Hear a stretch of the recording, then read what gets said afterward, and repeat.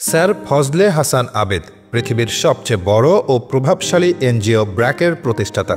পৃথিবীর ১১টি দেশে ১২০ মিলিয়ন মানুষকে সেবা দেওয়া প্রতিষ্ঠানের জনক এই মানুষটি রয়েছে এক বর্ণাঢ্য ও গৌরবোজ্জ্বল জীবন ইতিহাস।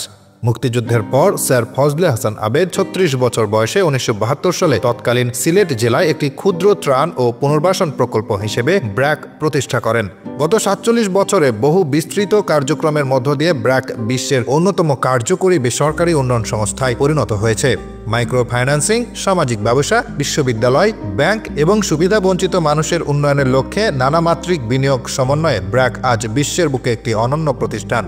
সংস্থাটি এশিয়া ও আফ্রিকার ১১টি দেশের ১০ কোটিরও বেশি মানুষের জীবনমান উন্নয়নে ভূমিকা রেখে চলেছে। বিভিন্ন ক্ষেত্রে অনন্য অবদান রাখায় স্যার ফজলে হাসান আবেদ অসংখ্য পুরস্কার ও স্বীকৃতিতে ভূষিত হয়েছেন।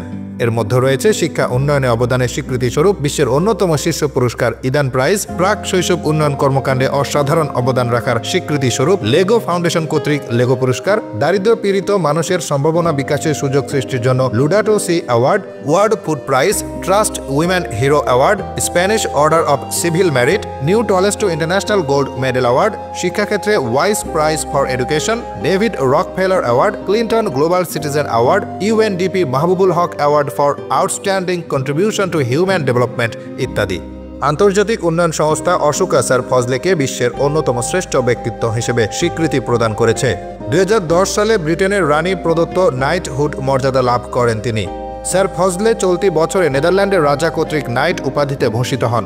ইতিহাসের বাঁকে বাঁকে অসামান্য অবদান রাখা স্যার ফজলে হাসান আবেদ ১৯৩৬ সালের ২৭ এপ্রিল হবিগঞ্জ জেলার বানিয়াচংয়ে জন্মগ্রহণ করেন।